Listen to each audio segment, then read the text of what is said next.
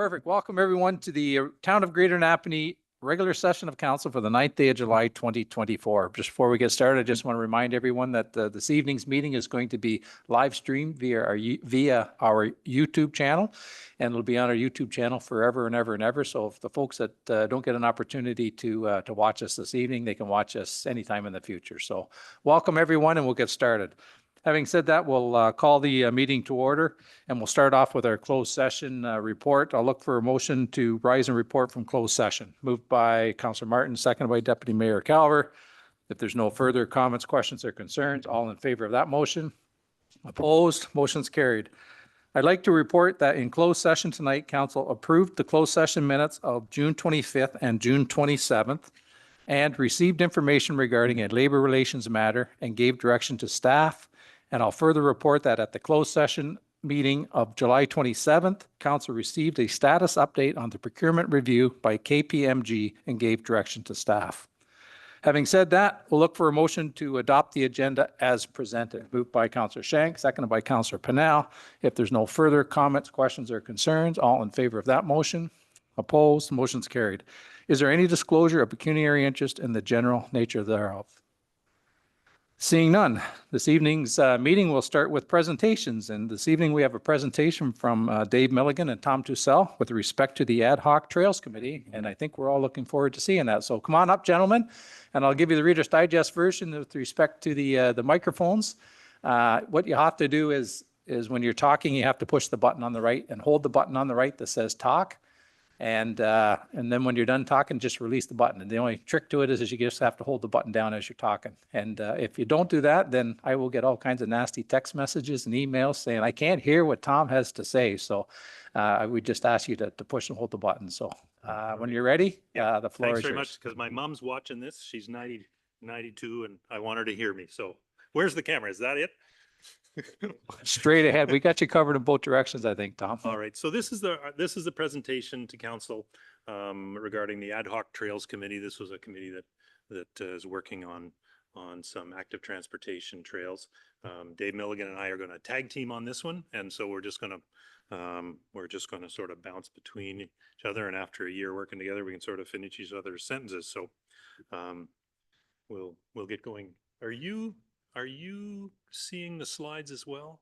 No, we're not. I don't know. I think, Kylie, do we have the ability to put the presentation on our TV? Oh, there we go. I think we do. Yep, there we go. If and Kylie, are you going to run the slides then? Yeah, maybe. So just as you want to go through your slides, Tom, you can just have Kylie she'll just scroll through them as you get going there. So. Okay. So I guess what we're going to do tonight is we're going to present essentially, this is just a summary of what we're going to talk about tonight. Our group, our mandate that was given to us, the activity that we actually did over the past year, summary, what we actually came through with on a vision for Trails Network in Napanee, some next steps, and then some final thoughts, I guess, from the ad hoc committee. Next slide. Okay, our members are Dave Milligan, Sean Davey, Mark Hamill, my wife Liz, and myself, and Mike Sewell. And we met pretty much monthly, sometimes more often than that. We had a ton of help from Diana Tyner, who did great mapping for us and facilitated a lot. And Brant brought a lot of expertise. Brant Zetterberg brought a lot of expertise to this. And I guess, to be totally honest, I guess Brant Zetterberg was sometimes a referee at our meetings. So just to tell the truth on that. So with 2 family physicians, retired teacher, 3 farmers, 1 being a licensed electrician right now, we definitely had a kind of a broad spectrum of personalities and expertises. We did have a lot of different views about the topics. We didn't always see eye to eye, for sure, as would be expected. But I feel like after a year of meeting and figuring each other out, we kind of understood each other by the end of this. Everyone now understands each other. We as the farmers, we understand the passion and vision that the two Zels and Mike Sewell has for active living and transportation. And they now understand our farming operation and passion for our land much better. Tom and Liz and Mike have all agreed that the old rail bed and its proximity to our farming operation is not a good fit. As we have also agreed that there is definitely a desire within the town for in-town trails and some connecting trails to the Cataraqui Trail Network.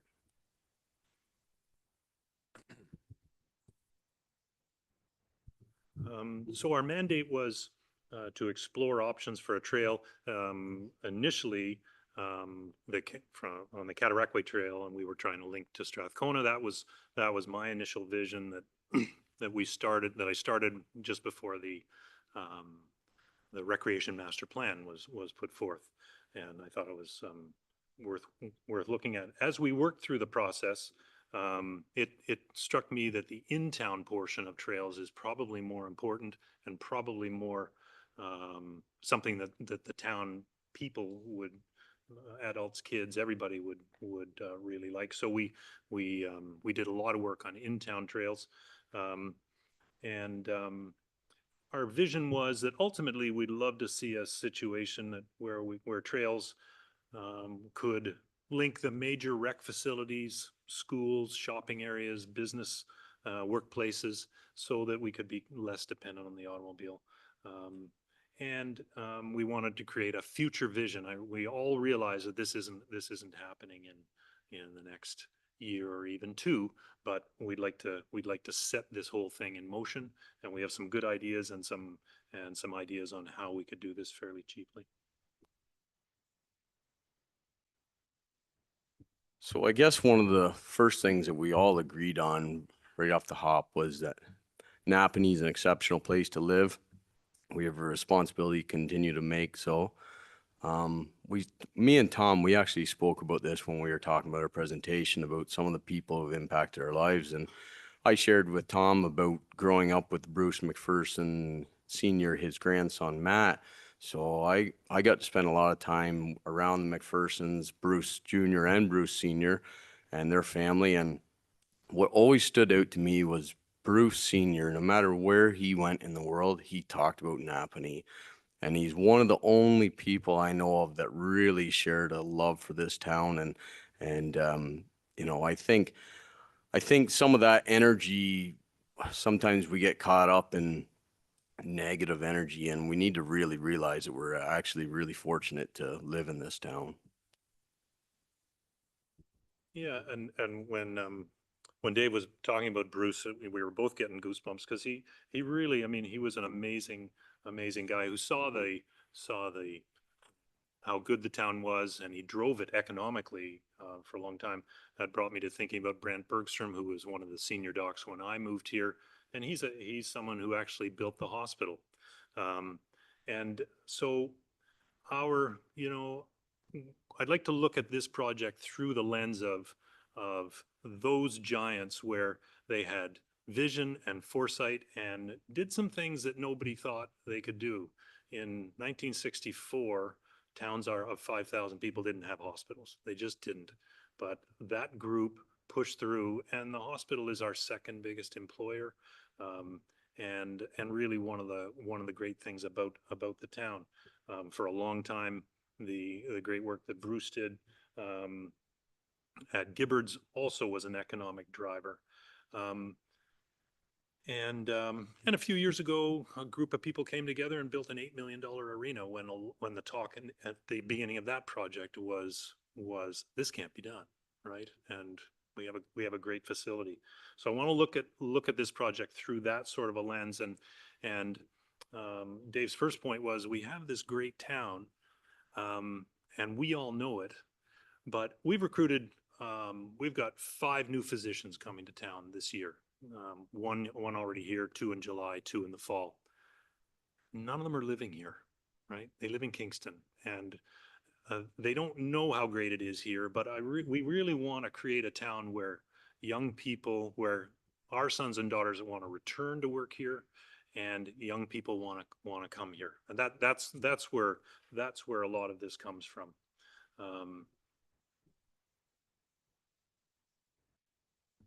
So I guess the vision that we established from walking and chatting and meeting was we want to create a north, south, east, west trail corridor.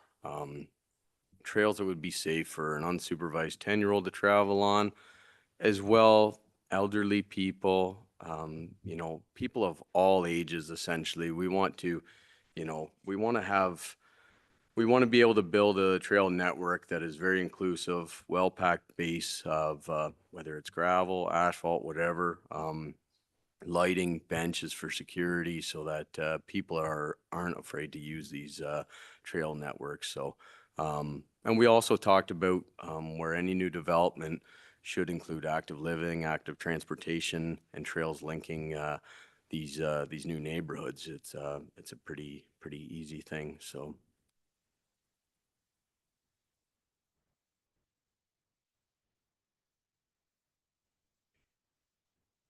So before we get to the maps, and Dave's going to talk you through the maps in just a sec, I just want to mention some obstacles. Very briefly, the obstacles are not things like money. They're not interpersonal disagreement. And Dave and I have proved over a year that you know, different ideas can be blended into something good. And it's not lack of vision. So our main obstacles are the man-made and natural barriers that enclose our town. The river is one of them. The 401 is one of them. The rail line is one of them. And really the busy thoroughfares like Center Street, which we see, I mean, we see kids crossing that every day on their way to Prince Charles. Those are the barriers that are imposed on the town. And I think we all decided we have to get our heads around the fact that we're going to ultimately have to cross those barriers for the town to grow and to link the northern half of the town and the southern economic centers. So we're going to need to figure out ways to cross those and cross them safely. If the town is going to spread beyond those borders or allow the linkages to the north, then we have to start by getting our heads around those barriers.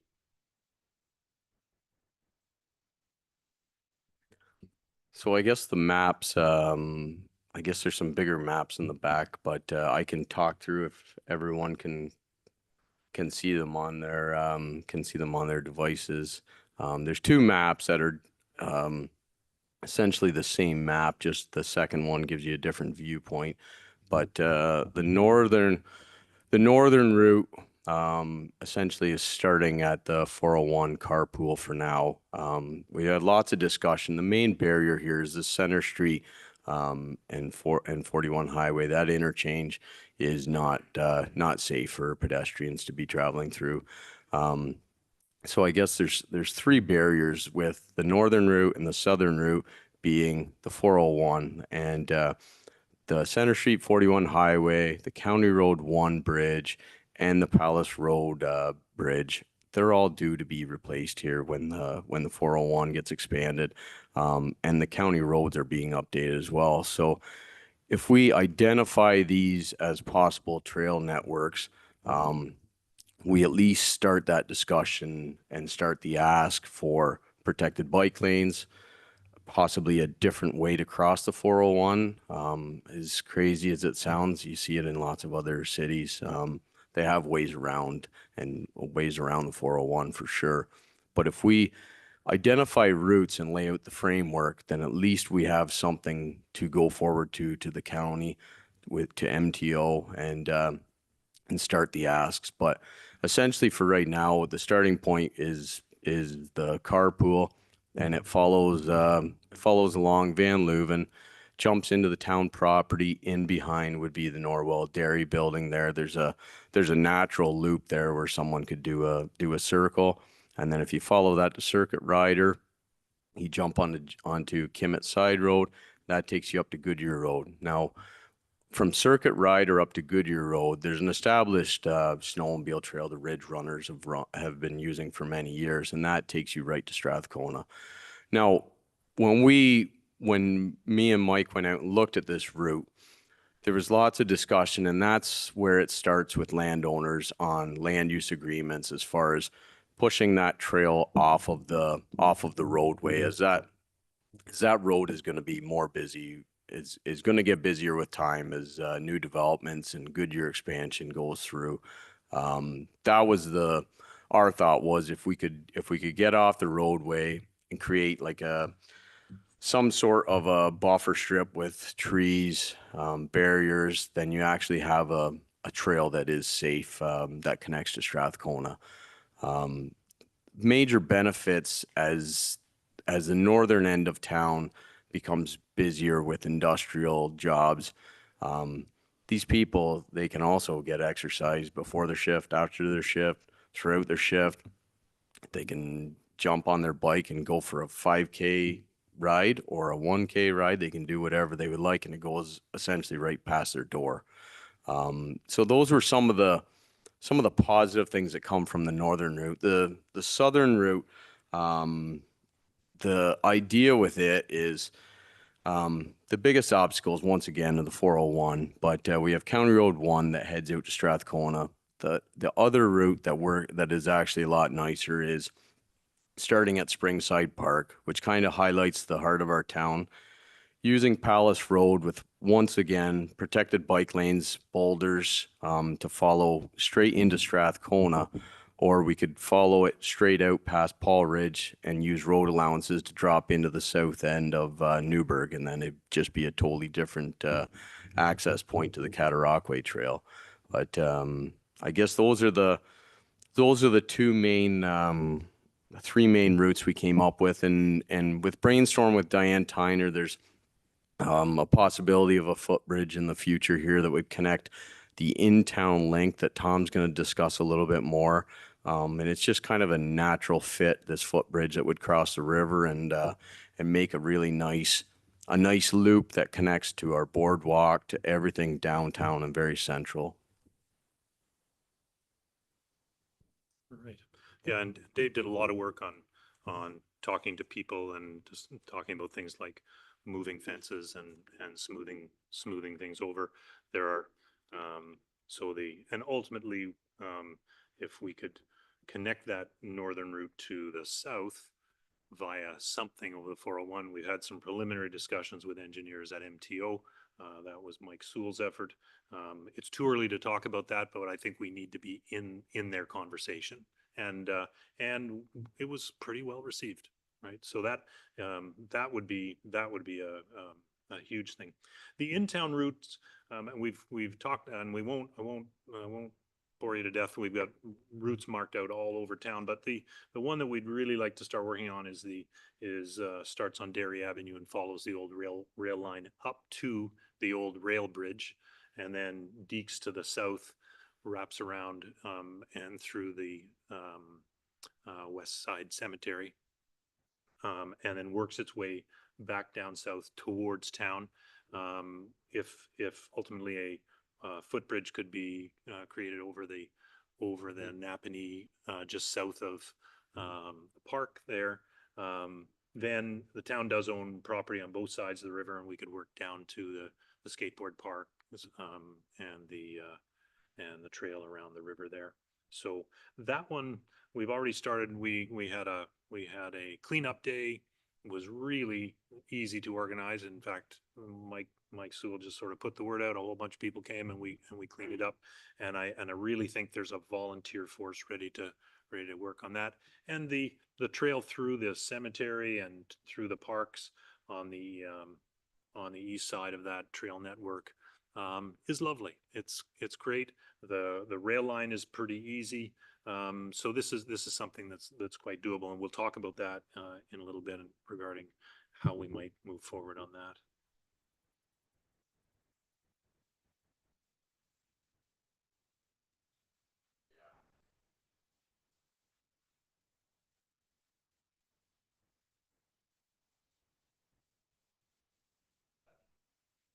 All right. So where do we go from here? The next steps are really up to council, but our group would like to suggest the following. We'd certainly like to continue the work And I think it's time to move from a visioning phase to something that would be more implementation and a reasonable step. And we would ask you to consider forming an implementation committee. We're not asking for money. We're not particularly asking for a budget. If you put the budget out there, it's hundreds of thousands of dollars. But if we had some limited administrative support and occasional and limited access to town resources, like the odd day with a backhoe or a bulldozer, and if we had that, I think with a volunteer force that was managed and encouraged, a lot of the work could get done without significant resources.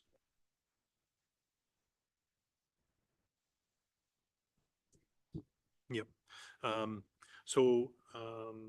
As I say, we've started the in-town portion with just a cleanup of the rail line. There was a fair amount of energy in the group and within the town. And I'm not on Facebook, but there was a lot of activity and people wanted to get going. And so as I say, we think we can continue that development. And our pledge is that we could do this work economically, much of it with skilled and committed volunteers. There are lots of people, and I'm not talking about having 300 people out there with grinders cutting up rails. But if we got some good volunteers, worked with local businesses. I went over and spoke with Mario the scrap man, and he said if we can get the rails cut, he will bring his truck and lift them up and give the town full value. That I'm not negotiating for the town, but I just went to talk to him to see what's available. And that's opposed to bringing in a company from Western Ontario who would probably take 90% of the value. They do a great job, but to bring that kind of resource here is a big deal. Really, there are other ways to do this. We'll do it with local businesses and local volunteers and at least start. And I think that sounds a bit nebulous, but I think it's a way of getting going on things without asking for $100,000 or more, and see where we go.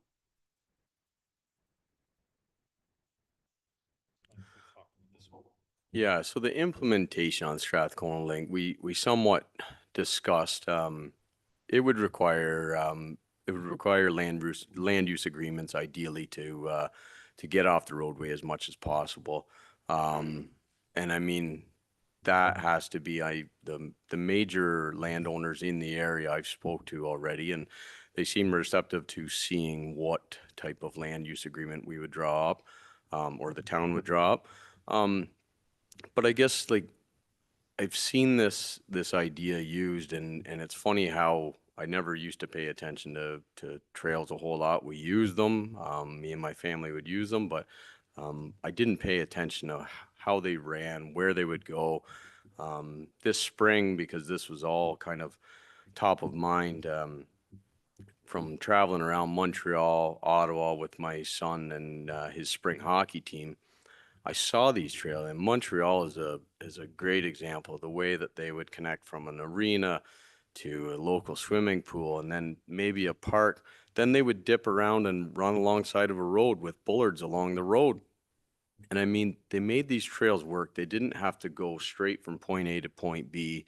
They made them work. And I guess what I'm saying is that there is ways around. We heard this last May. We heard people talk of who were in favor of trails, and they said lots of trails are on. They'd make a deviation around, whether it be a business, whether it be a town, whether it be, I mean, that is just the way that these trails come to be. So I guess I just wanted to add that. And Dave was telling me that Montreal is known as one of the bike-friendly cities in North America, but you were also mentioning, and I've seen it in Lac Saint Jean, there are lots of little towns in Quebec, towns our size, who again have trail networks, and I think this is one of the reasons those towns are surviving.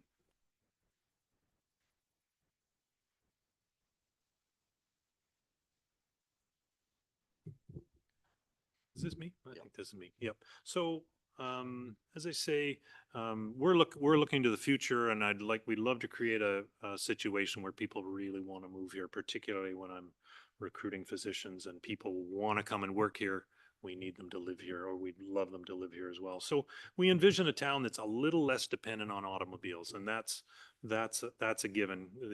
In 11 years, we're not going to be manufacturing internal combustion engines in North America, right? 11 years. There are obviously lots of other ways to get around, and one of them is active transportation. But we envision ultimately multiple intersecting and coordinated safe links between all the places that people want to go: public spaces, recreation, schools, businesses, the downtown core, places where people work. Some of those trails already exist, and I think what we'd like to do is start to implement these, and then our next step would be the future planning.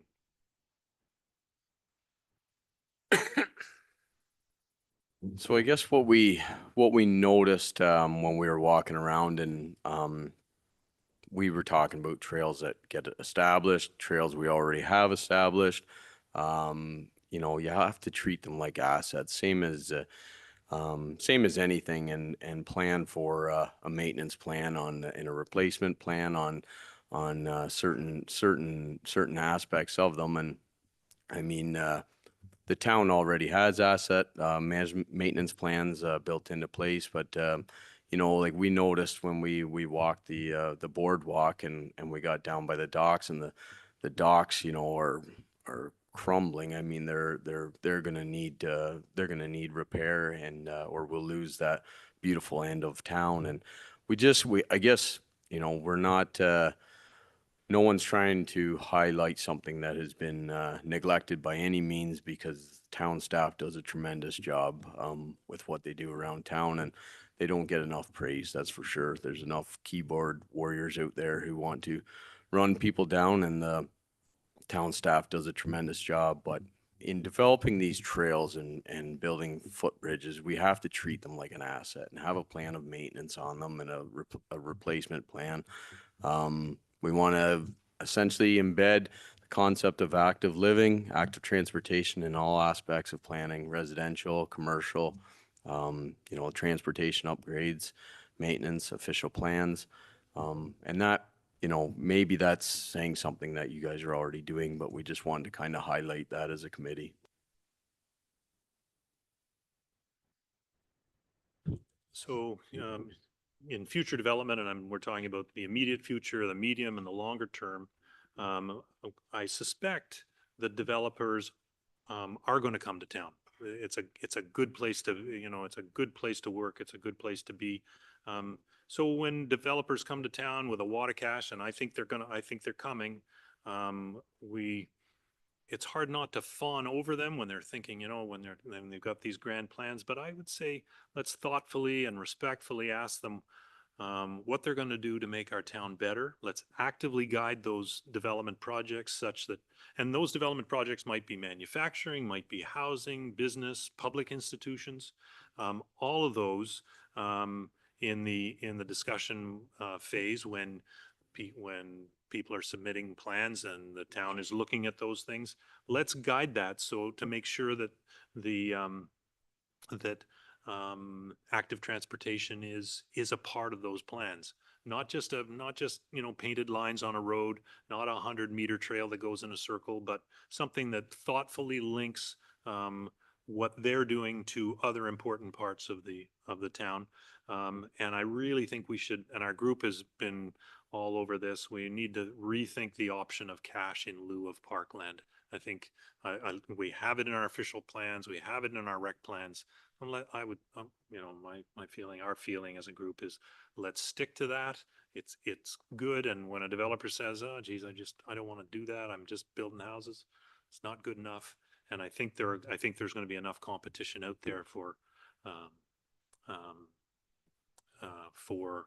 parts of our town and development of parts of our town that we are actually in the driver's seat. We're not the hopeful supplicants at the gates asking for alms.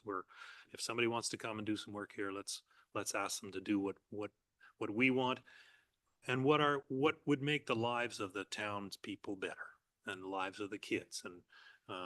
And if we build these trails, you know, you can imagine people will be going for groceries on e-bikes. Kids will travel to school on safe routes. Families will be out together. The research is very, very clear. Air is cleaner. Town is quieter.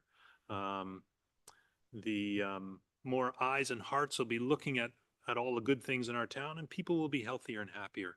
I think it's an easy thing, and we're not asking for a lot of money. We're asking for endorsement and we're asking for a committee to move ahead with this, and we're asking for support in support for the project, and that's a fairly easy thing.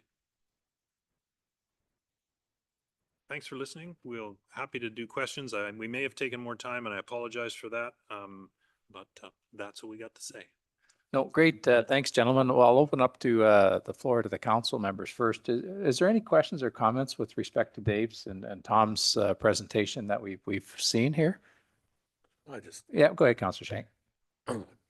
Dave, Tom, what really touches my heart is that there were two individuals at total end of the spectrums, and after a year getting together, finding out what's working, what isn't working, and making the community better. So that's kudos for you guys to go ahead and solving those issues. But if we could, I'm a firm believer that I'm 100% supportive of the committee going on further and giving them some of the staff that they need, and going with our new CAO to find out he's got a wealth of knowledge also, what you can do, what you can't do. What my little pet project that I'd love to see done is the old bridge that used to go from one side of the Napanee River to the other side, the old walkway bridge, something like that, because when we went ahead and did the walkway on the other side, and you can see how much that's being used, and then when the Gibberts gets done, they can come all the way around. So any of those walking trails or anything like that, and with the knowledge that you guys want to do and stuff like that, I think it's we should support them 100%. What you just said is what we really hope to hear. Thanks for that. And there is a rail bridge that might be surplused that we could drag down and put over the river. Anyway, just that thought just occurred to me, because we're not taking it to Dave's farm, that's for sure. Thanks, Councillor Shank. Is there anyone else that would like to comment or make any, go ahead. Did I see your hand there, Deputy Mayor Cower? Go ahead. Yeah, again, I can't speak enough, sitting on the rec committee, the way you guys have come together, put this together, it's absolutely an amazing feat, to be able to, push your differences aside, get things together. Great job, excellent job, guys. And everybody on the ad hoc committee, good job, great presentation, and I would definitely support you continuing forward and forging ahead. Thank you, Deputy Mayor Cower. Councillor Pennell. Thank you, through your worship. Thanks, guys, for coming in here and doing this for us.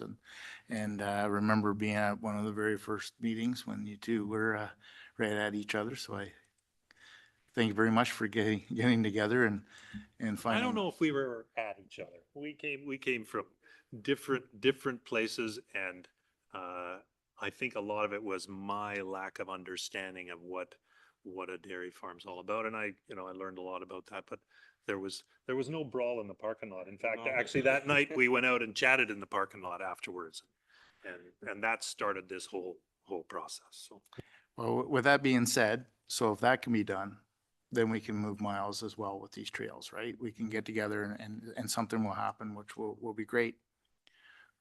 My thoughts are the 401 expansion is coming sooner than what we think. We can already see it happening through Belleville area.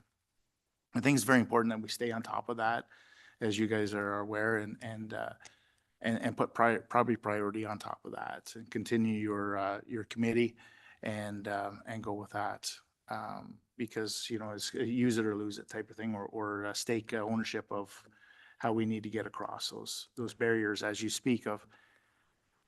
This might be early days for you to be able to speak about this, but going out County Road 1, what would be your visions for a trail out County Road 1, and also visions on Goodyear Road? Like, you're talking about land use, but just what are your thoughts about how a trail would be for that? What would it look like?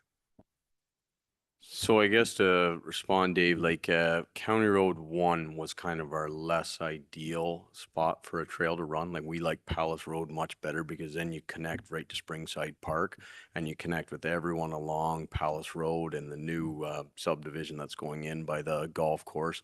Um, County Road 1, we just didn't want to let that go because there's a number of people right now that bike that it's a fairly busy road, but I mean, there does need to be a better way to get over that 401. Like that bridge right now, there's no shoulder even. So, and it's on the bend. So when there's two cars coming and there's people on bikes, I mean, it is a death trap. So, I guess in highlighting it as a route is just putting it forward so that when MTO, that bridge is going to have to be changed to some description, we definitely designate that there's a protected bike lane, pedestrian lane on that.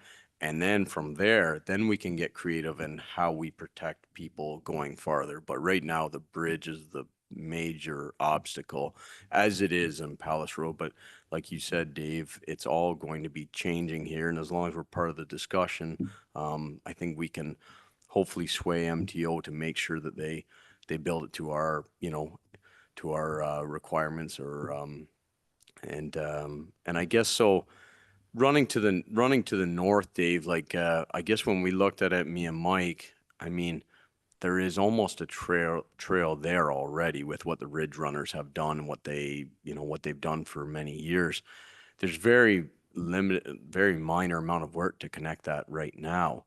But going forward, when I was speaking with Mike about it, and we said, yeah, but as this gets built up, it would be essentially leaving a buffer strip, moving that fence back, and having land use agreements, which would be used for the snowmobile trail as well, right? To get off of not be in the ditch of the road, to be able to actually have a parallel trail running along it. And so the Ridge Runners do this in multiple locations right now. Like they dive off and they go onto Goodyear's property.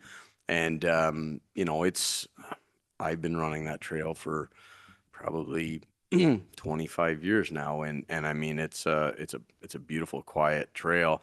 It's just, there's many spots where it needs to get farther off of the roadway there. That's all, Dave. Thank you. Great, thanks, Councillor Pennell. Councillor Hicks? Thank you, Your Worship. So I was talking to Mike Sewell, and he had told me that he was talking to MTO, and he had a sort of a head scratching moment where he said, I'm talking to MTO, but should it be me? So that's my question. It's not that it shouldn't be Mike, it's who should be sitting at the table with Mike from the corporation, from the town,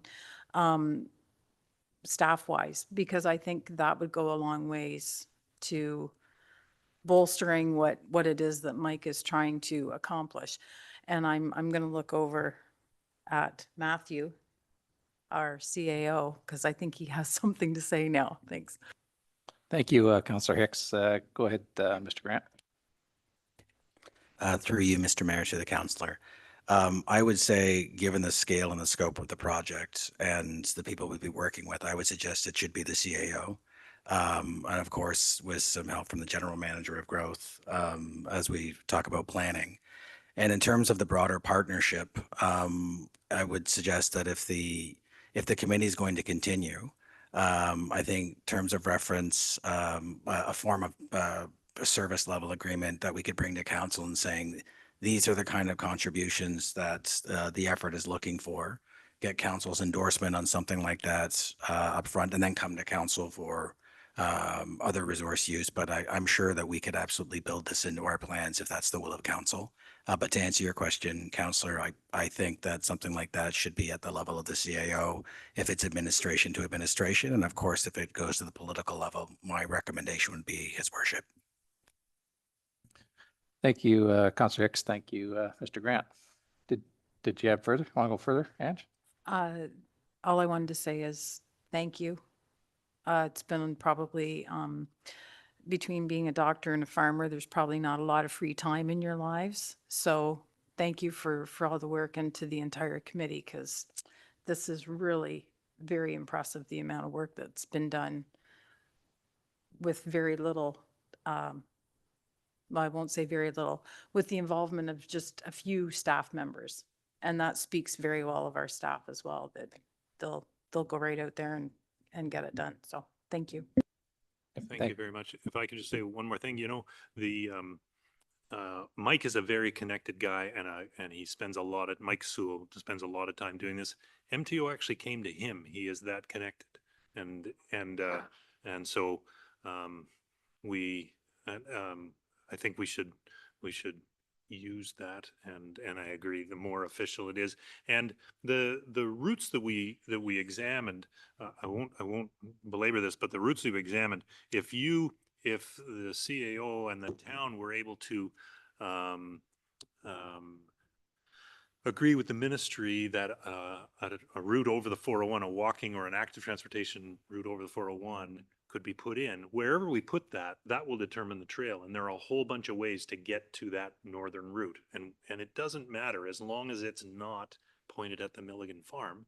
There are lots of ways between Center Street and Palace Road that could happen. So if we fight for that bridge, it opens up a lot of opportunities, and we just really need, I agree with Dave, protect the lane on the Palace Road part, but get a bridge over the 401 somewhere, and we're flying at that point.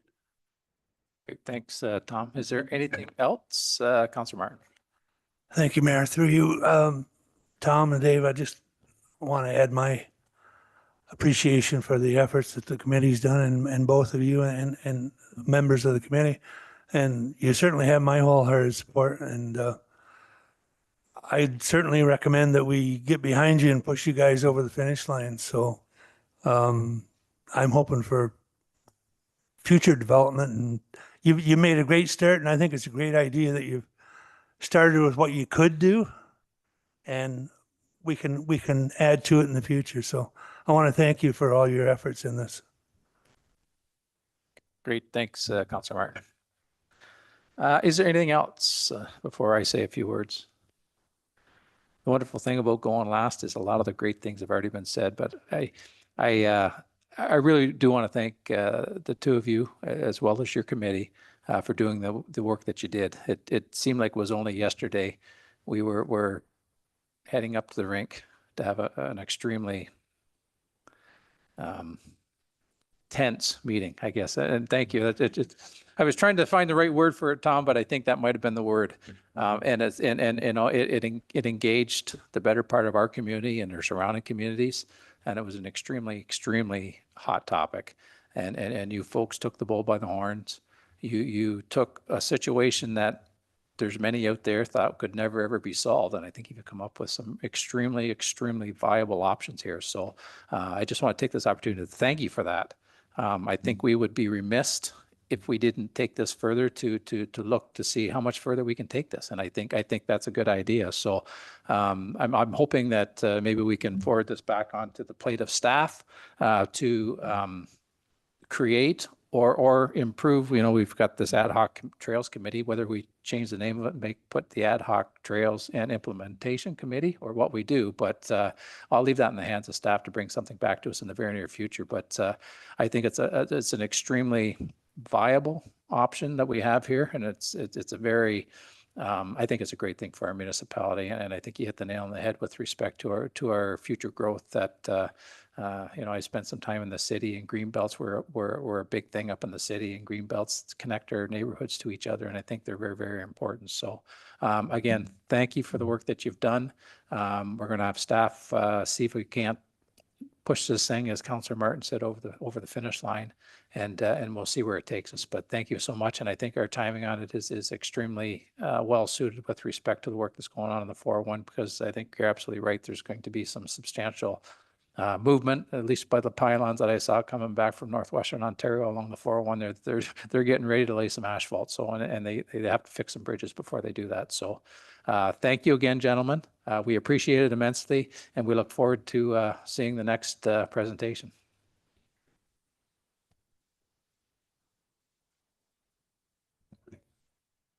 We'll look for a motion to note and receive, I believe, Madam Clerk, the presentation of Dave Milligan and Tom Tussell, the Ad hoc Trails Committee.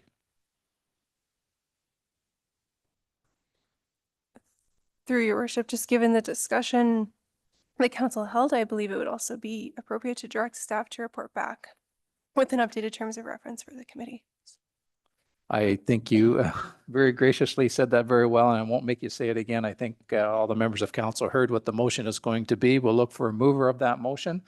Councillor Hicks, seconded by Councillor Shank. If there's no further comments, questions, or concerns, all in favor of that motion? Opposed? Motion's carried. Next up, we have a number of deputations tonight. The first deputation will be Chris Beauchesne, Greater Napanee Pride Crosswalk. So come on up, Chris. I think you probably remember how the rules of engagement here about pushing the button, holding the button. So if not, we'll remind you if you don't. So when you get settled in, the floor will be yours.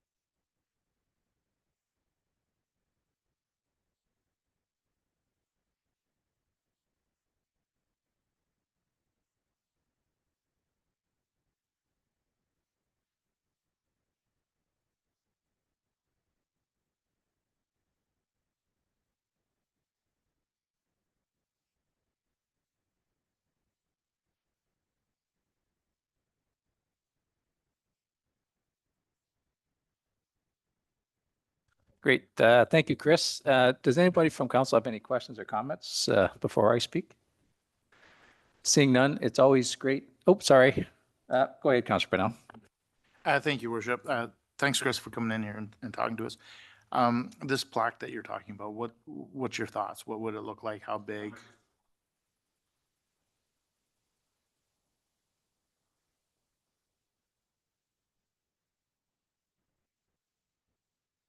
Do you have an idea of size, that sort of thing?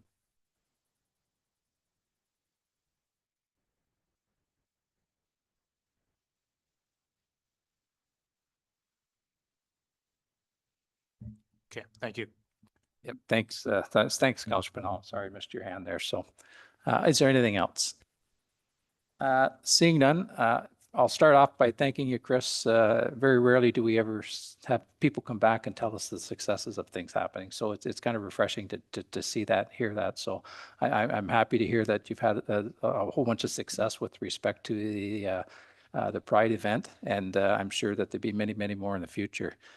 With respect to the sign, I think I refer it back to staff to see exactly what we can do, what we can't do.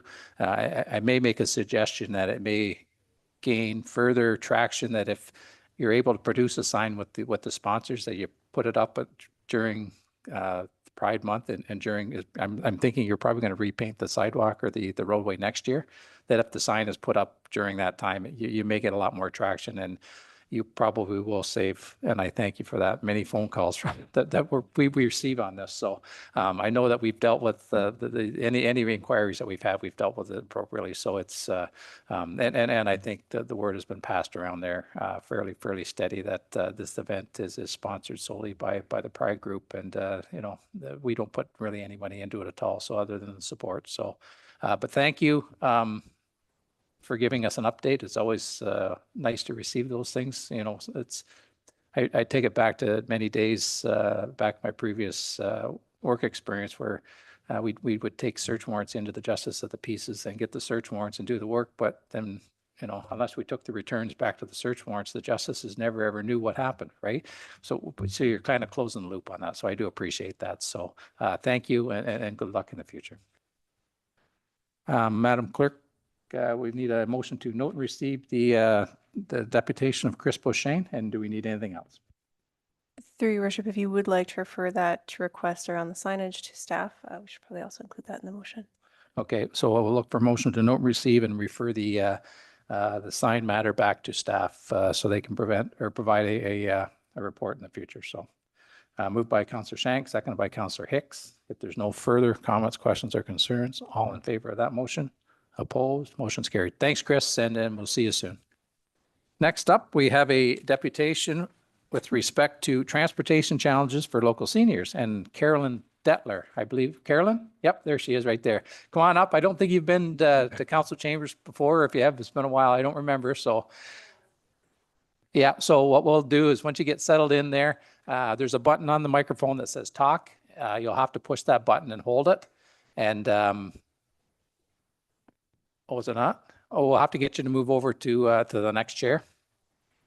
The button on the right hand says talk. You have to push the button and hold it. And when you're done talking, just let the button go.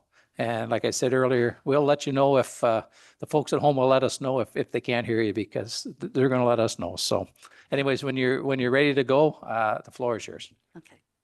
Good evening. Good evening, Your Lordship. My name is Carolyn Detler, and I have been the driver of the seniors bus around Napanee for the past 6 years. And I have been asked by the seniors to speak. We are looking for help from you to keep this transportation for the seniors, as most of these people live on a very minimal monthly income, and they are restricted in their mobility. Most have walkers and canes to walk. My bus goes into their parking lots, up to the buildings, and the volunteers and myself help with getting them onto the bus and putting their walkers in and removing them at their destinations. They go to Wendy's for 1 hour lunch to socialize, and then I take them home. And then it's about a 4-hour day for them, which is twice a week, Tuesdays and Fridays. The bus service has been running for over 20 years, and it will be greatly missed. No one has ever spoke to me around funding for the senior bus, or if I could have curved off some of the mileage and time as to cut the cost. There is lots of places I could have cut the cost, and I go to apartment buildings that seniors would get on before the COVID, but now they have passed or moved on. So no one is getting on that, but that's still my route. Also, I think we don't need 2 pickups. I do 2 pickups. I only really need to do 1 pickup and then 1 drop off at their homes or apartments. This would help to cut costs. Even to 1 day a week would help. Martins have told me to tell you they are willing to help out any way that they can with this. Martins have been doing this route for over 20 years as well. And I was told when I took over this route that there was like a pot where so much money came from the SOS. The town donated some, landlords of the apartment buildings, local businesses Metro, like No Frills, Walmart. I don't know, maybe this has fallen through the cracks since COVID and the different people that are running SOS/VON. There has been a change in leadership in the latest. The population is growing of seniors in Napanee, and a lot of the rural seniors are moving into Napanee. And we would really appreciate any efforts to keep this service going, you know. So thank you for your time. Okay, Carolyn, just hang tight. There may be some questions from council. And just I guess just to give a little background or clarification, the service, this bus service that you're talking about is a bus service that is being or was being administered by the Seniors Outreach Service. I'm correct, right? So, and so I guess the reality of it is we don't really have a lot of control over that. However, I mean, we do fund or assist in the funding for the Seniors Outreach Service, but we don't really have a lot of control in the decision-making. So I'll open up to the floor of council and then we'll see where we land. But that's the tough part is that we can't make decisions for them. And obviously they've got a board of directors over there and they've made a business decision by the sounds of it. But I guess the only question I would have is have you folks spoke to anybody from SOS? I'm assuming you have, but maybe you haven't. The only thing I was told, because I work for Martin's, so is that they just came in and said that the board of directors over there have, but without talking to anybody just said they didn't have the funding. That's all I know. Okay.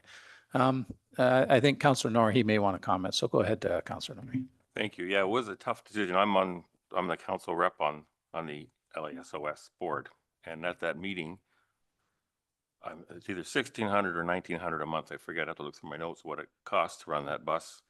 And they just don't have the money with the added costs, as everybody has yourselves. And it was a hard decision, but it was strictly business, not people. So, however, my understanding is over 64% of our taxpayers are seniors. So I don't know what we can do right now, but we're racking our brains at the SOS to see how we could help out. But I'd never heard of Metro and everybody else helping out. So I will do some further digging to see if that happened in the past. And it's not going to happen overnight, but you're not going to be forgotten. So we'll see what we can do. But that was strictly a business decision, unfortunately. And when that happens, people are separate and there's only so much money in the pot. I apologize. They have just under 400 members paying $40 a year each. So if you do the math at $1,600 a month or whatever, it's almost impossible. Yes. Yeah. But again, like if they had to talk to me, I know how to curve some of it. So I could have taken some of it off, you know. Thank you, Councillor Nori. I appreciate. Well, I'll bring that back. Our next meeting is not till August, I think. They've taken the summer off, but I see the board a lot, and I know they're watching right now. They called me, so we'll get our thinking caps on. I can't promise anything, but okay. Thank you. I appreciate anything. So yeah. Yeah, and as do we, Councillor Nori. We appreciate the work that you do over there, and we'll leave it in your capable hands to see if there is any type of resolution. And I do apologize that we really don't have a lot of decision-making powers over those folks, and nor should we. They've got a board that will run that. So, but I do appreciate you coming this evening and making us aware of it. So go ahead, Deputy Mayor Calver. Sorry. Yeah, through you, through you, Your Worship. So you're suggesting there are things you can do to cut the route in half, basically? Yes. Okay, I just wanted, so the board members that are watching are hearing that there are things that can be done to lighten the cost as well. Thank you. And we could even take it from 2 times a week to 1 time.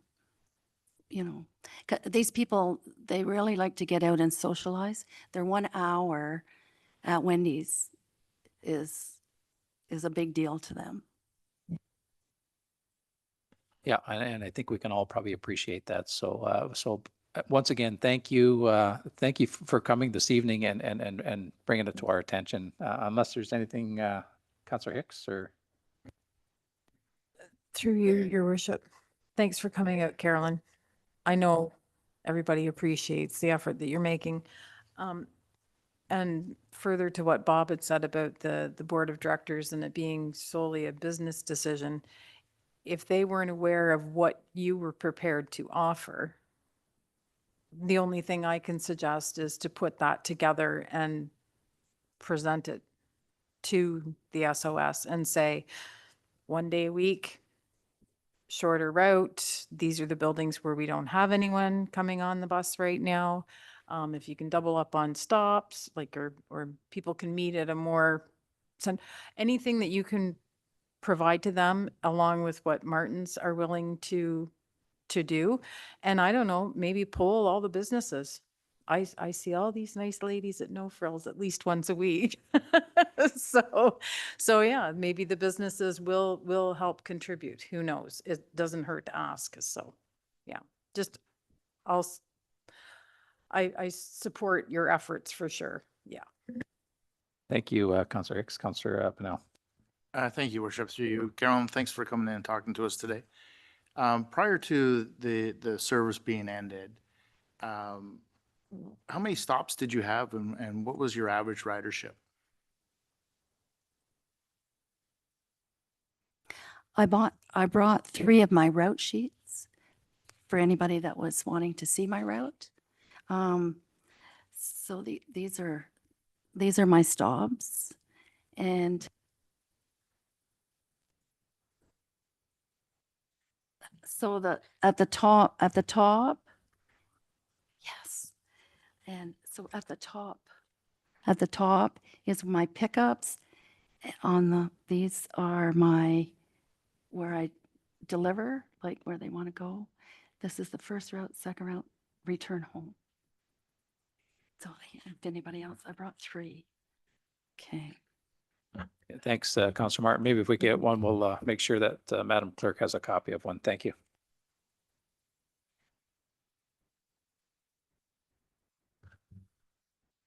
Okay, is there, I'm not sure, is there anything else? Oh, sorry, Deputy Mayor Calver, go ahead. Yeah, I just was curious because Councillor Norrie said the membership was $40 a year. So everybody riding the bus, are they members of the SOS or no? Yes. Okay, thank you. Thank you, Deputy Mayor Calver. Is there anything else? Seeing none, thank you, Carolyn. Thank you, ladies, for coming Thank you this for evening. listening. And we'll leave it in Councillor Norrie's capable hands, and by all means, continue on. So thank you, and we'll look for a motion to note and receive the deputation from Carolyn Detler, Transportation Challenges for Local Seniors. Moved by Councillor Pennell, seconded by Councillor Shank. If there's no further comments, questions, or concerns, all in favor of that motion? Opposed? Motion's carried. Deputations items on the agenda. I don't believe we have any of those this evening, Madam Clerk. Moving on, correspondence items on the agenda. Nothing there. Unfinished business. I don't believe we have any unfinished business. The administrative consent agenda. Council minutes, regular session of council, June 25th, 2024. Is there anything in those minutes that anyone would like to pull out or speak to or talk about? Seeing none. Committee minutes, Municipal Heritage Committee. Is there anything in those Municipal Heritage Committee minutes that anyone would like to speak to? And I'll give Councillor Martin an opportunity to speak to it, to those minutes if he wishes. Thank you, Mayor. No, I'll just let the report speak for itself.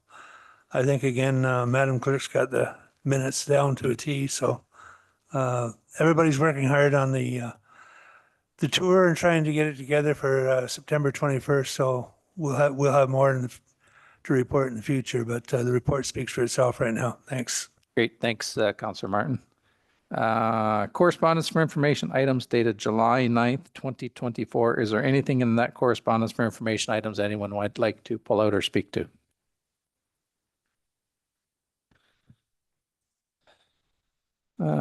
Seeing none.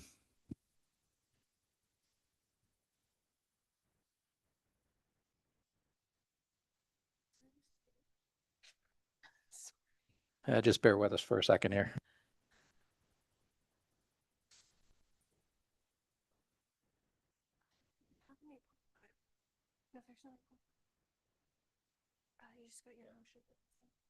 Yeah. Okay, great. Thank you, Madam Clerk. We'll look for a motion that council consent to the approval of the following routine items, that the minutes of the regular session of council dated June 25th, 2024 be adopted as presented, that the draft municipal heritage committee minutes of June 27th, 2024 be received for information, and that correspondence for information items dated July 9th, 2024 be received. Moved by Councillor Shank, second by Councillor Pennell. If there's no further comments, questions, or concerns, all in favor of that motion? Opposed? Motion's carried. Items for consideration. Correspondence removed for discussion, calling for investment in the municipal infrastructure for Eastern Ontario's small and rural communities. I think Deputy Mayor Calver, are you going to speak to that one? Yeah, I was just going over this draft resolution here, and it looks pretty good to me there. Yeah. And you'd like to make a motion? Yes, I'd like to make a motion that we adopt this draft letter.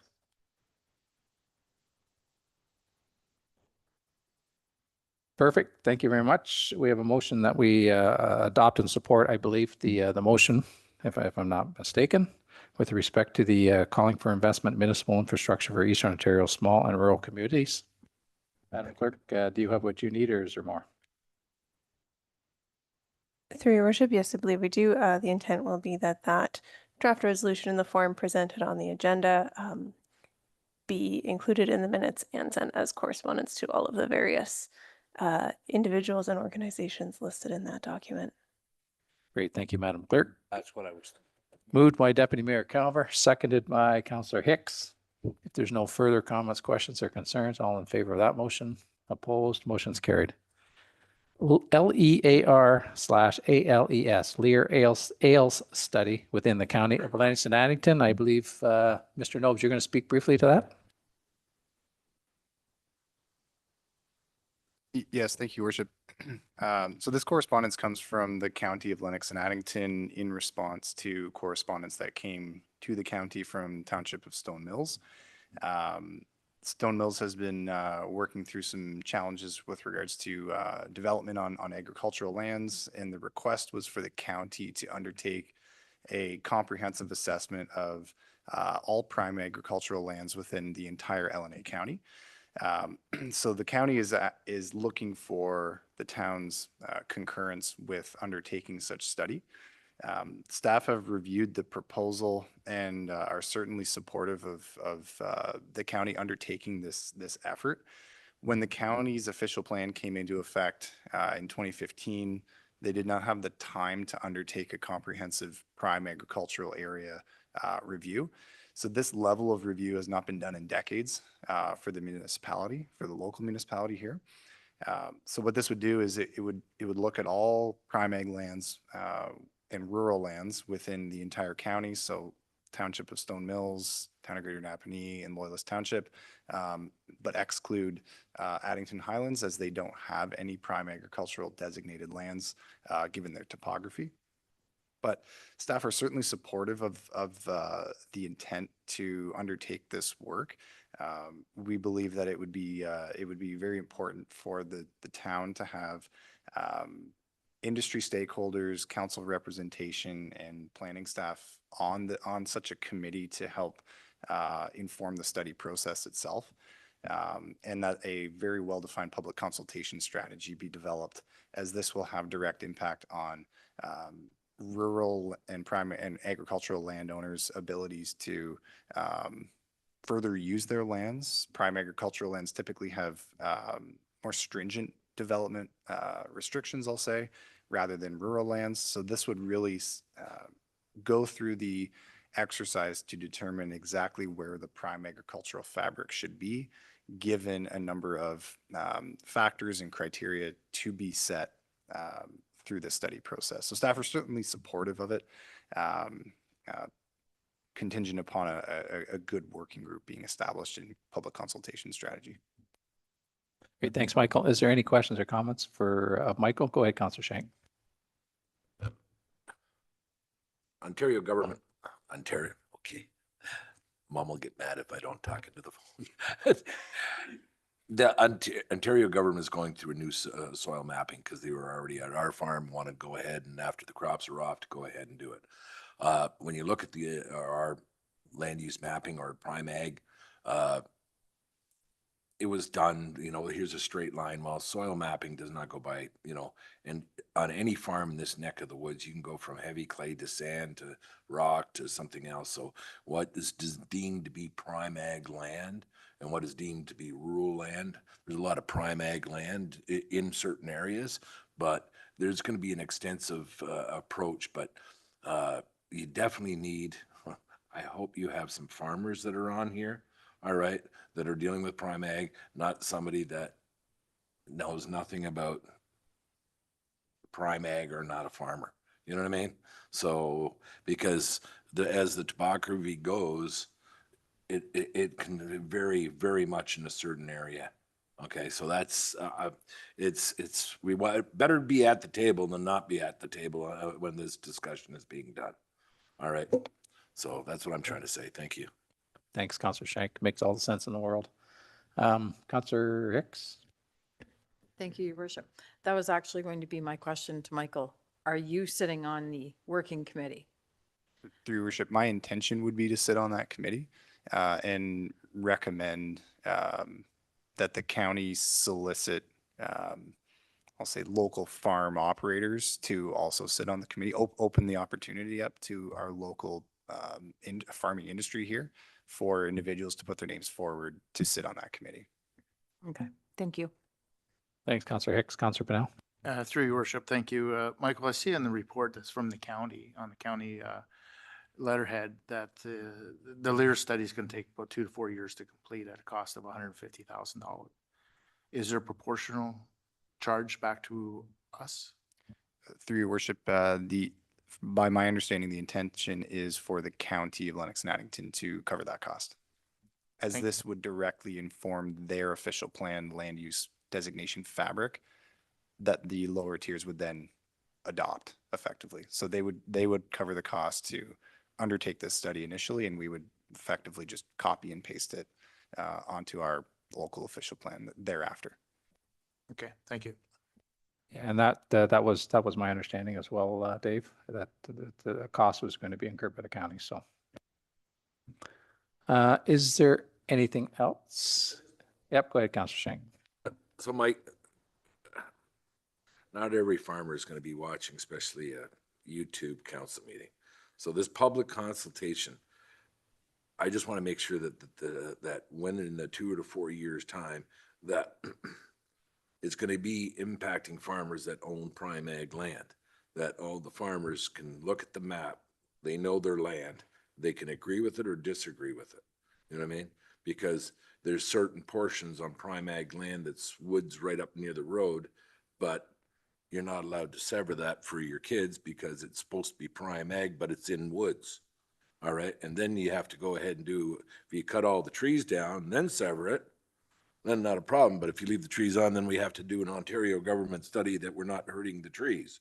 So it's a little bit confusing and a little bit out there. So as long as that public consultation is being done, and I know, Mike, I have trust in you, I know it'll be done, but I just want to reiterate when you're talking to the county side that, guys, make sure that every farmer, you're discussing a certain lot, talk to that farmer.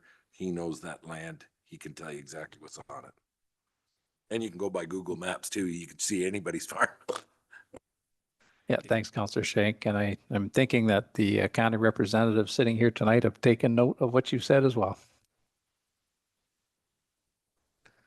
Is there any other questions or comments?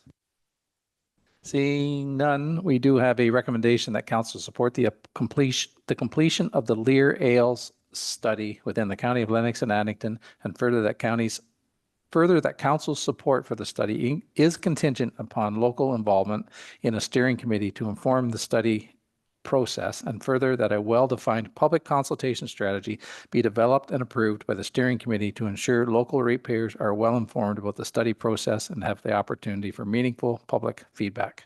Moved by Councillor Shank, seconded by Councillor Pennell. If there's no further comments, questions, or concerns, all in favor of that motion? Opposed? Motion's carried. EORN request for letters of support. And you're going to deal with that one as well, Mike? Yep, thank you, Your Worship. So the town received the appended letter request seeking the town's concurrence with the draft resolution related to communal servicing for water and sewer, or water and wastewater communal servicing in the rural areas. Staff have concern with the resolution as drafted. It reads as though it's encouraging very dense rural development, very much contingent on communal servicing. The concern of staff is provincial policy and local and county level official plan policies direct dense development to urban settlement areas with municipal water and sewer services. This resolution seems to be drafted such that it would be encouraging dense development more or less anywhere. So our concern is it's not directly in line with provincial policy and upper and lower tier official plan policies with regards to location of that type of development. And we also have concern given that we are located within a vulnerable groundwater aquifer, more or less the entire municipality. Both conservation authorities have made the town and other lower tiers very much aware of that. There are types of topography and unstable bedrock that really impacts the overall aquifer within the municipality. And having many large-scale communal services has the potential rather to negatively impact that more so than smaller private on-site sewage systems. So additionally, when these large private communal services are installed, typically they're under the operation and maintenance of typically a condominium corporation. If that corporation were to ever default on their obligations under ministry approvals for such large systems, they would look to the local municipality to undertake maintenance and effectively ownership of those systems. We really do not have the capacity to take on many small systems given our current resource capacity. So we have concern given that we're on a vulnerable aquifer and potential for defaulting of condominium corporations over time into the future. It really could pose a significant challenge for the municipality. With rural development, we've been predominantly encouraging private individual wells and septic to avoid this type of thing. And just given that the resolution is drafted very broad brush, it seems to encourage dense development more or less anywhere when it should be directed to urban growth areas. Great. Thanks, Michael. Councillor Hickson, I'll go to Councillor Pennell. Through you, Your Worship. Good report, Michael, and we're thinking right along the same lines because as soon as I saw default, I was like, no. However, when you say, so the focus is on municipal support for sharing local data to assist the research team. So you would offer them basically the same information, only with more detail as to why this is not a good idea for us. That's what you're referring to. Like, I guess my question is, how much time and effort are you going, and your staff going to be putting into assisting this research team? Through your worship, I don't anticipate an enormous amount of time. We would look to have conversation with the group, with the research group around our concerns. I know Loyalist Township, for example, is taking the same position given both concerns I'll say that I had raised. But we would certainly have that conversation with the research team, just bring that to light. And I believe what they would probably be looking for would be land use designation information, zoning information in a format that they can incorporate into their, I'll say, software that can help better inform them of what sort of development that the town would be facing in the future, and working with conservation authorities to give them groundwater information and that sort of detail to help inform their study process on this, in this whole region per se. So we would be a piece of the pie in the whole region that they're undertaking this study. And this information would help bring to light why we're not overly supportive of this on a broad scale. Yeah, go ahead, Councillor Hicks. One follow-up question. The end result, is it then shared with developers at large? To be honest with you, through your worship, I'm not aware what the ultimate intention is. I believe it's going to be shared with the province, which may filter out to a more public forum. But I don't know the answer to that. Thank you. Thanks, Councillor Hicks. Councillor Pennell. Thank you, Worship, through you. Thanks, Michael, for this report. It's kind of unfortunate of this because I'm an advocate for tiny homes, and I think that this is probably what they're trying to go towards at the end run, is to have tiny home communities and such, and on shared services. Because to have a tiny home community within the urban area is probably not likely going to happen with the province, the way that they want to go with secondary suites and infill and stuff like that. So it's a little disheartening that this can't come to light, or because, you know, we need more affordable homes, and anybody could use that famous word affordable, but affordable to whom? So it's, if a tiny home community was to get off the ground, this would be the way to do it, to be able to have, you know, because if you have so many on a lot, we all know that there has to be separation between the septic and well and stuff like that. So I'm just wondering, maybe throughout this process, if there could be alternative solutions, like with holding tanks or holding tanks for water, holding tanks for sewer and stuff like that, because I think what they're trying to do is good, but I see that all the hurdles that they'd have to stumble across. Through your worship, and I think that would form part of the conversation where how we would articulate our concern with the resolution as drafted, but also brainstorm opportunities to more or less encourage that type of approach to both shield the municipality and protect the environment at the same time. So I think there's more work that can certainly be done. I don't think it's going to be too much of a drain on staff's resources, but would be a good opportunity for staff to have conversation with that group and put some ideas in their head, I think. Perfect. Thank you. Thanks, Councillor Pennell. Is there anything else? Councillor Shank. I totally support the staff recommendation by Mike. We have an area in our municipality that had a communal water system till the town took it over. And they had to replace pipes and everything else and what it was. So I totally understand the hassles that could happen.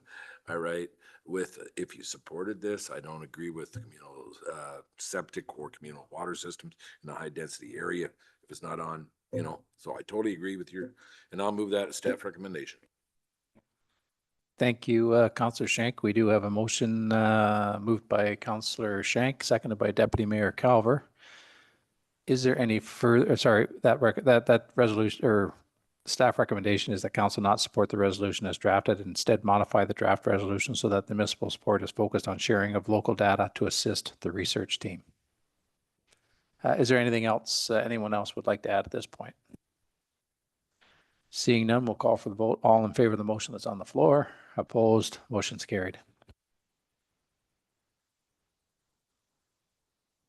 Next up, tangible capital asset compliance. I believe Ms. Hamill is coming up. So when you get settled in there, Ellen, the floor will be yours.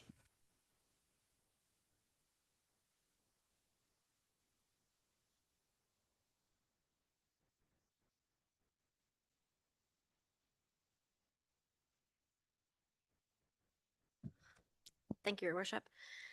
So I'm generally hopeful that the staff report will speak for itself, but I just wanted to highlight some of the importance of this topic to finance. So what we're looking for is for council support to purchase and implement PSD citywide asset management software. PSD citywide asset software, sorry. So this is a TCA, so tangible capital asset software, that's going to provide us the much needed software that we need to be able to house the inventory of our existing assets. As you're aware, this was flagged as a significant deficiency in our audit for a couple years in a row now. So we have some concerns. They also had some concerns about our internal controls and our reportings around this matter. So this software will allow us to address those concerns in the time frame that we need to do that.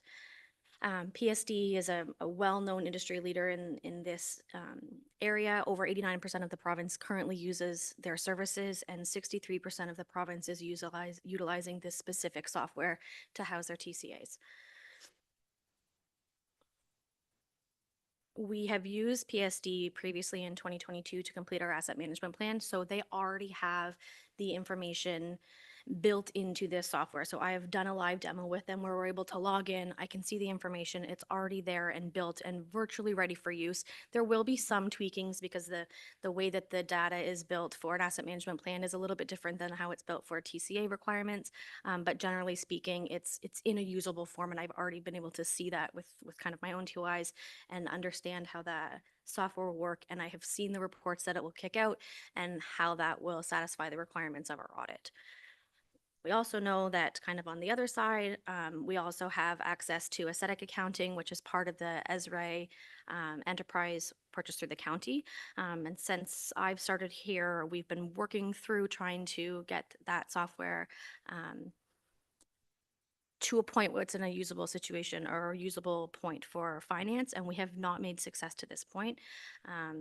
There are a number of issues that we've run into, but most of it has built around communication barriers and where support lies.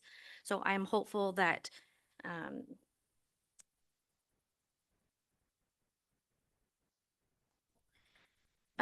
that perhaps over time that's something that we can look back into, but currently right now we have a requirement for finance to become compliant with our TCA reporting, and I don't believe that that's going to happen in the time frame that we need if we continue down the road that we are through the other software. So staff is very much looking for council support to be able to move forward with PSD at this point in time to be able to meet our requirements. Just to add a little bit further on what those requirements are. So not to be confused with our asset management legislation requirements. So that is different than our TCA reporting. TCA reporting is part of what's built into our audited statements, but it certainly builds on one another. And this is absolutely the first fundamental step to our ability to do any sort of long-term financial planning. Quite frankly, we are behind in this. This should have been long established. It's something that we need to have to be able to move forward at all. Hence the urgency and the need to get it done now.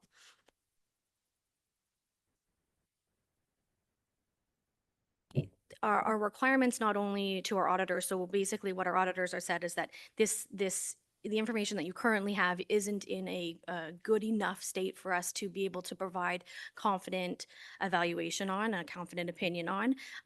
So if for some reason we didn't make any moves and we continued down the road of our Excel documents and just kind of peddling through this other software and not being able to provide tangible results to our auditors, they could choose not to provide an opinion on our statements, which then means we don't have audited statements and we don't have an FIR, which means we can't submit our FIR, which is contingent for our OMPF funding, which is a significant portion of our stable funding. So that would be the worst case scenario, but certainly something that we do not want to have to face down the road. So I am asking for council's support to purchase the citywide tangible capital asset software. Great, thanks, Ellen, and thanks for sorting through this. I know it's been out there for a while, so thanks for the work you've done on this, Councillor Hicks. Two things. Thank you, Your Worship. Thank you, Ellen, for a very comprehensive and easily understood report. I believe in an earlier conversation, it was actually brought to light in the audit previous to the one that was just provided. So if I'm understanding your report and our previous conversation, if we do not take concrete steps to put something in place and get cracking on this, come 2025, we are not going to be in the position to receive that substantial funding. Because at the very least, you have to show that you are making the effort, even if you have not reached your goal. So I move staff recommendation. Thank you, Counselor Hicks. We have a motion on the floor supporting staff recommendation. Do we have a seconder? Counselor Shank. Is there any further other conversations that we want to have? Go ahead, Deputy Mayor Calver. I understand the situation we're in, but I believe back 2 treasurers ago, we bought a system already. Is that system, are we able to use that one that was previously bought, or did that go to the way to the, because that was just, I think that might have been before COVID, where that was brought forward to council. Yeah, I'm not sure, Deputy Mayor Calver. Go ahead, Mr. Grant. Through the mayor to the deputy mayor. So I would answer that in the sense that we're actually, myself, the senior leadership team, and several of the managers are actually taking a catalog of all software that we currently have within the municipality. We're taking a look at all the software's capabilities, how it's currently being used, if there's any duplication. I would suggest that the software that you've mentioned, Deputy Mayor, will get captured in that particular exercise, and we're happy to report back to council not only on that piece of software, but software in general, and where there might not be ability to integrate or remove duplication or find cost savings. So short answer is I don't have that answer for you now, but we can certainly get it for you. Yeah, because I think it was around 60,000 back in that day, but anyways, no, we've got to get compliant here. When we get this up and running, will it be able to work with our other system that the county is providing us? Through your worship, so it will not talk to it. There's no integration with it.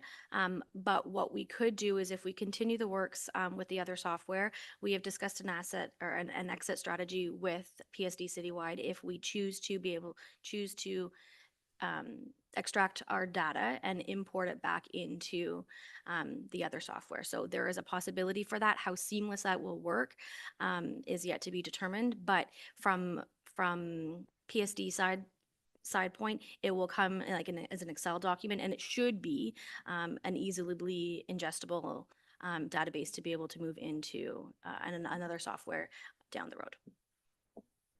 Okay, thank you. Yep, go ahead, Mr. Grant. Just to add to that, through you, Mr. Mayor, to the deputy mayor, I would say the other opportunity to examine integration comes through the strategy development on overall GIS and data sharing that is going to be undertaken with the county. I have had a brief conversation with the CAO of the county, letting her know that we are interested and have been directed to participate, and that we are also bringing back a report that talks about any of the challenges you may have had. So I think that offers the opportunity to explore integration down the line and what specific needs we have to be able to make that transition. And I think council will hear from us at a later date about what we've been able to find in that exercise. Excellent. Thank you. Thank you, Deputy Mayor Calvert. Is there Councillor Shank? The Public Works, they use City Works, right? They use the counties. I'm just trying to think of, like, when we build a county for looking after the county roads, and then we're doing time and material and everything else, what we're putting on that is still being used through their program, the City Works, but the tangible assets, we're getting this new one for citywide that'll do our own. I just don't want to see anything missed, that we have accurate figures of what we can build the county at, because we have so much county road art. That is still being completed, is it not? So through your worship, from my understanding, that is still the intent. I do not believe that it is live and operational at this point in time, but that is the intent. This work should not stop any of that.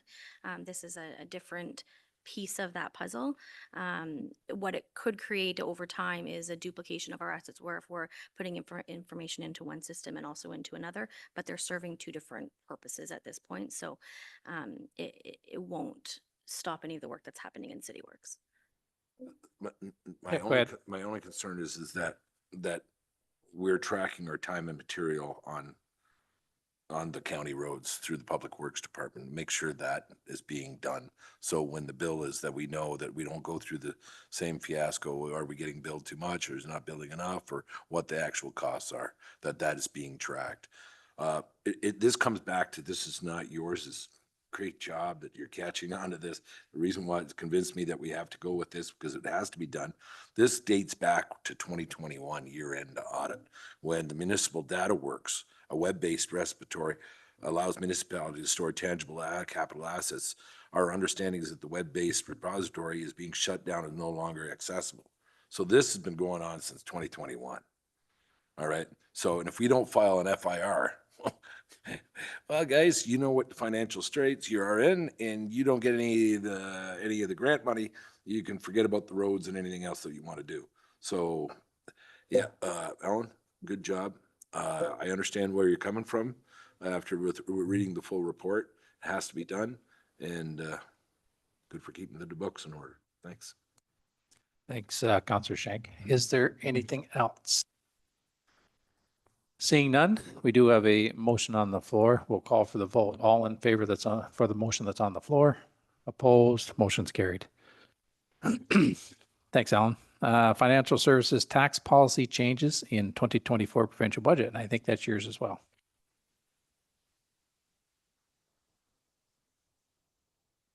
Thank you, Your Worship. So this report is just a follow-up from our last meeting. I had a staff report that went into detail, and we had some wholesome conversation on the proposed tax policy changes at the county level. So this is just to provide a little bit more detail and a staff recommendation on how we would recommend that members of county council proceed with the conversations at the county level. So it is staff's belief that we at the town level already provide incentives through our DC program that incentivize this type of development. And further, that if we were to adopt the new multi-residential subclass, that there would be some shifts that would happen amongst our other classes. So for those reasons, we don't feel that there's a significant benefit to the town to adopt these policies. Should it be the desire of county council and some of the other lower tiers, there's not a huge deterrent to that. I just don't see the benefit to it at this time. This is always something that could be reconsidered at a future time if our council wanted to petition the county to do that. But it is staff's recommendation that we would not support the implementation of the new multi-res rental subclass. Similar comments for the second policy, which is the municipal vacant home tax. As stated in the last staff report, this doesn't seem to be an issue in our community, and there's quite a lot of administration that would go along with this program that may not be, the benefits might not outweigh the cost associated with it. Great. Thanks. Thanks, Alan. Is there any questions or comments with respect to Alan's report or her presentation? I'll move staff recommendation. Thanks. Thank you, Councillor Shank. We do have a staff recommendation that council received for information financial services report tax policy changes in the 2024 provincial budget, and further that county council representatives consider the implications and do not support the adoption of the new multi-residential rental subclass or the vacant home tax at this time. Moved by Councillor Shank, seconded by Deputy Mayor Calver. Is there any further comments, questions, or concerns? Seeing none, all in favor of the motion? Opposed? Motion's carried. Bylaws. Bylaw number 2024-0037, 2024 fees for services, amended Schedule E. Look for a motion to put it on the floor before the three readings. Moved by Councillor Hicks, seconded by Councillor Norrie. If there's no further with respect to this bylaw, we'll read it a first, second, and finally passed this 7th day of July, 9th day of July, 2024. All in favor of the motion? Opposed? Motion's carried. Information reports from members. Is there any information members of council would like to make any inquiries about? Seeing none, inquiries? I'll go Councillor Norrie, and then I'll go to Councillor Shank. Thank you. Just back on the SOS subject, not the bus. As you know, I just need to find out what the plans are. As you know, we give them 20% of their annual budget. Used to be in cash, which is about 35,000. We've handed them 15, which unfortunately is not enough, but the rest, I guess, is going to be in kind, and I've seen nothing in kind yet. When are we're going to get some recommendation what they can do in kind. Thank you. Thank you, Councillor Norrie. I believe that's a good question, and we can refer that back to, I'll refer it to Mr. Grant, and then he can give us some information, or at least bring it back at a later date, I guess. Through you, Mr. Mayor, to the council, we can certainly do that. We'll bring back any ideas we've had to date and any ideas that we might have for council's consideration. And I can give council an idea after the senior leadership and I have talked together when we might be able to bring that back for your consideration. Thank you, Mr. Grant. Thank you, Councillor Norrie. Councillor Shank. This one's for Matthew, Mr. Grant. And this is for everybody here on council. Years ago, we used to go ahead because there was north of Dobblestown, south of Dobblestown. We used to have one council meeting in north of Dobblestown once a year. We have a large, huge community here. Why not have one meeting that, you know, it's not a huge agenda item, one in Roblin, because there's a ton of people in the north that might want to go. We have only 3 spectators tonight. All right. And maybe we'll have one at South Fred. All right. I think it pulls the municipality together, that they're not forgotten in the rural area. All right. And all I'm saying is I think something we should definitely look into, and why not do? Because there might be some residents in that area saying, hey, oh, jump, it's town hall. Maybe I will go meet some of the other individuals or get tarred and feathered. I'm not sure. So all I'm saying is I think it's an idea that we should look into. And I think it'll be, because we're such a huge geographically and diverse community, why not look into something like that?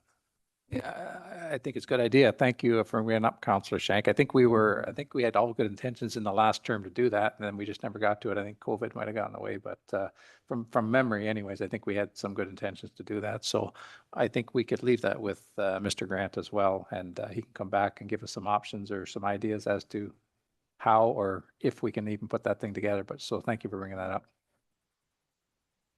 Deputy Mayor Calver. Thank you. I'd just like to talk about our Canada Day celebrations that we had. We started the morning off with our firemen's pancake and sausage breakfast, which was absolutely phenomenal. The guys and girls did a wonderful job putting that on. And that was followed up with our Napanee Valley Cruisers car show that took place in the parking lot. And I didn't hear the exact number, but I believe it was well over 200 cars, all kinds of people. It was a really huge success.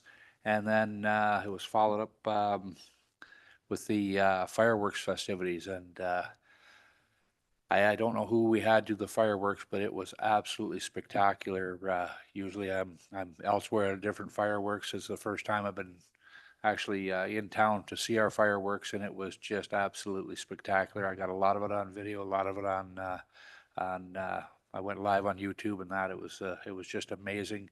And the comments from the crowd, just how impressed they were with the way everything was going. I kudos to our staff and everybody that put that all together, because without the work of many behind the scenes people, none of that takes place. I just want to thank everybody and let everybody know it was a great day. Thank you, Deputy Mayor Calvert. Are there any other comments that anyone wants to make? Seeing none, are there any notices of motion that anyone would like to make this evening? Seeing none, new business. Is there any items of new business anyone would like to bring up this evening? Seeing none, announcements. Are there any announcements that any members of council would like to make this evening? Councillor Pinal.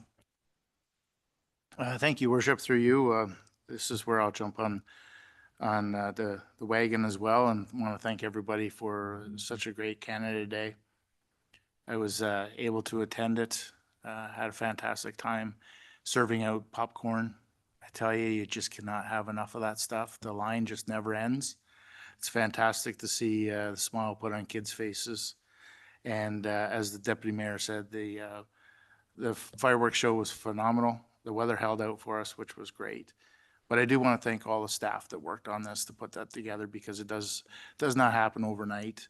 And it was a great turnout again. So thank you to everybody. Thank you, Councillor Pinal. Are there any other announcements? Councillor Shank. This is a sad announcement. Jack Hamilton was a road super for South Frederick Township years ago. He passed away on Sunday at elderly age, but he was very well respected in the community. Always helped, always did everything for everybody else. He still had his fellow coffee club at his place at a ripe old age that he was at, and he's going to be sorely missed. Him and another individual, I don't want to mention his name, but I think they were in their 70s and they were roofing a barn. I mean, late 70s. I drove by and I went, this is a hip roof barn, and they were way up there and they're in their 70s. And I went, guys, if you fall, you're going to turn to dust. They said, well, we'll be dead before we hit the ground anyway. But it was just the drive that they had. It just, they wouldn't stop, you know, and age is no limits, but he's going to be sorely missed. Because I'll tell you one other story. He never drank. He was definitely not a drinker. So at his ripe old age, when he lost his license for drinking, another individual in our community, of course, there isn't a rumor started by, 9 o'clock, better start one. So everybody heard that poor Jack had lost his license, or they took his license away because of his age. Another member of our community said they didn't take it away. It was taken from him because he got a Dewey. And of course, when it finally got back to poor Jack, he was right beside himself, thinking anybody in the community thought that he drank and got a DWI. So everybody in the community and Jack, of course, found out where it came from, and everybody had a pretty good chuckle, but he's going to be sorely missed. And I just wanted to make sure, let everybody know that. Yes, thank you, Councillor Shank, and very well done. So thank you for that. Are there any other announcements? Seeing none. CAO's remarks. Mr. Grant, have you anything this evening? No? No, I'm still being welcomed by members of the community. I'm still grateful. And I suspect that will happen for an extended period of time. So the forward calendar, I know we've all had an opportunity to take a look at it. Is there anything on the forward calendar or the council resolution tracker that anyone wants to ask any questions about or bring up this evening? Councillor Hicks. Not to jinx it, Your Worship, but are we still looking at only one council meeting in August? As far as I know, yes. Okay, thank you. Everybody knock wood.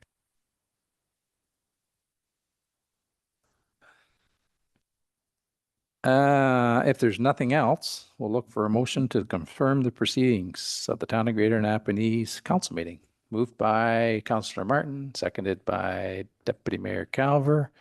Ready first, second, and finally passed this 9th day of July, 2024. All in favor of the motion?